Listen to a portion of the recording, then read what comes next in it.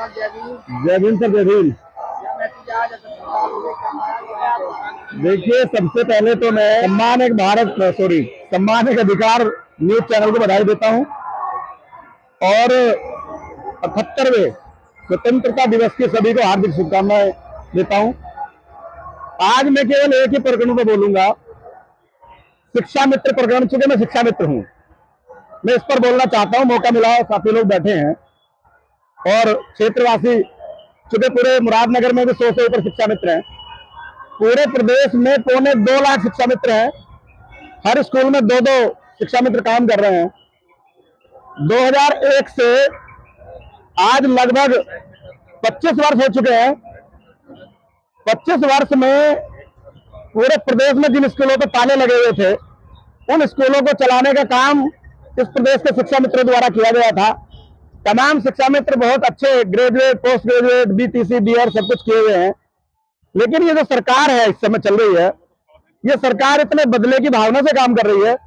2001 में जो शिक्षा मित्र नियुक्त हुए थे, उसके बाद बहुजन समाज पार्टी की सरकार ने 2-2 साल की बीटीसी सब लोगों को कराई और तत्कालीन सपा सरकार ने उनको परमानेंट टीचर का दर्जा दिया, सहायक अध्यापक बनाया।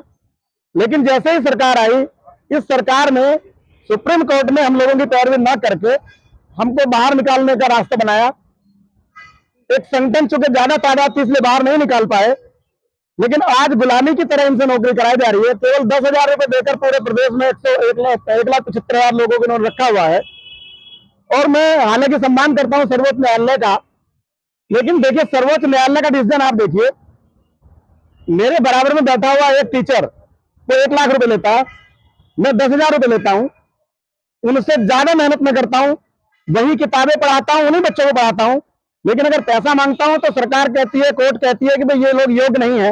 अगर हम योग्य नहीं है तो हमें हटा देना चाहिए, या हमसे सफाई कर्मचारी बना के हमसे सफाई करवानी चाहिए। लेकिन पढ़वा उन्हीं बच्चों को रहे हैं। अगर हम अयोग्य हैं तो हमने 25 साल में कितने लोगों का, कितने बच्चों का भविष्य खराब कर दिया होगा। इस तरफ सरकार का कोई ध्यान नहीं है। केवल बंधुआ मजदूर की तरह मजदूर की मजदूरी भी आज अच्छी तादाद में मिल रही है, लेकिन शिक्षा मित्र को मात्र 10,000 रुपए देकर के अपना गुलाम बना के रखा हुआ है।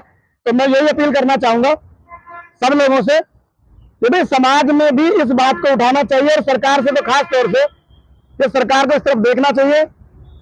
उत्तर प्रदेश के जो मुख्यमंत्री हैं योगी जी, कई बार घोषणा कर चुके हैं, मोदी जी कई बार घोषणा कर चुके हैं कि शिक्षा मित्रों की जिम्मेदारी मेरी है।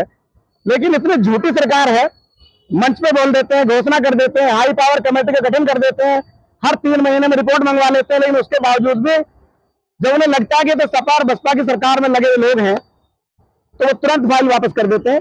1 रुपया बढ़ाना नहीं चाहते, लोगों को हटाना नहीं चाहते।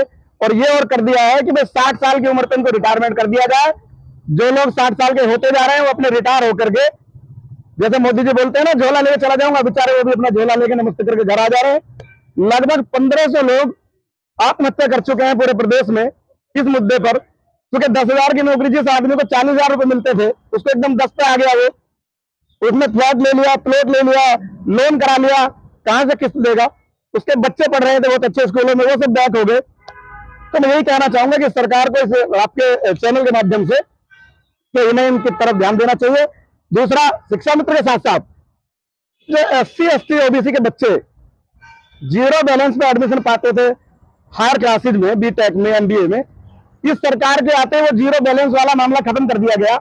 आज की डेट में जिस बच्चे के 3 बच्चे अगर किसी के हैं, एक बच्चे की फीस कम से कम 1.5 लाख रुपए है 1 साल की, और वो 3 बच्चों का एडमिशन कराएगा तो 5 लाख रुपए चाहिए।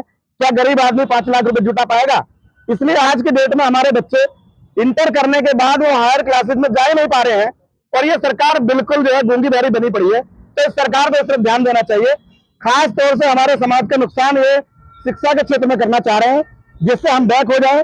तो मैं यही अनुरोध करता हूं।